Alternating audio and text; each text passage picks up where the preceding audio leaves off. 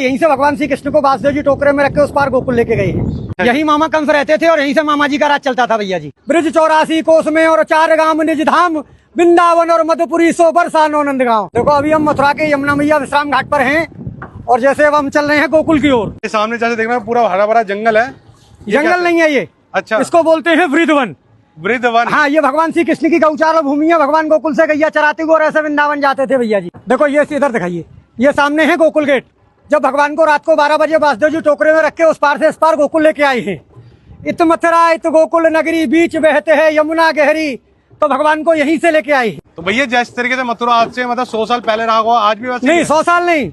मथुरा द्वापर में भी थी, मथुरा त्रेता में भी थी और मथुरा आज भी है और अनंत काल तक रहेगी। मथुरापुरी को ब्रजमंडल बोला जाता है। अब देखो ये सामने कंस का किला है भैया जी। अच्छा, यही मामा कंस रहते थे और यहीं से मामा जी का राज चलता था भैया जी। मतलब कि वो रहते यहाँ पे थे। हाँ। और जेल उन्होंने कहीं और बनाई। जेल 1 किलोमीटर है यहाँ से। जो भगवान श्री कृष्ण का जन्म हुआ, देवकी वासुदेव जी को कंस बंद कर रखता, वो 1 किलोमीटर है यहाँ से। और कंस का अखाड़ा यहाँ से 1.5 किलोमीटर है, जहाँ भगवान का कंस के साथ में युद्ध हुआ है। क्योंकि भगवान के साथ में कंस का जो शस्त्र युद्ध नहीं हुआ, मल्ल युद्ध हुआ। भगवान ने ब्रज में 4 चीज तो की नहीं। कभी पैर में पादुका नहीं पहनी भगवान ने। दूसरे नंबर भगवान ने कभी मुकुट धारण नहीं किया। तीसरे नंबर भगवान ने कोई शस्त्र ग्रहण नहीं किया और भगवान ने कभी शरीर पे कपड़े नहीं पहने। भगवान कृष्ण ने? हाँ, भगवान यशोदा मैया ने काली कमरिया दी थी, भगवान उसी को ओढ़ के रहते। और जैसे पीछे देखना, इनके बारे में बताइए क्या? देखो ये रानी घाट है, जहाँ कंस की रानी स्नान करती थी भैया जी। अच्छा, कंस की रानी। हाँ, उसके बराबर में ये वासुदेव घाट है। ऊपर सामने वासुदेव गेट है। यहीं से भगवान श्री कृष्ण को वासुदेव जी टोकरे में रख के उस पार गोकुल लेके गए हैं। अच्छा, सामने मैंने अब आपको बताया गोकुल गेट जी। ये सामने भैया जी स्वामी घाट है। स्वामी घाट? हाँ, स्वामी घाट बोलते हैं इसको।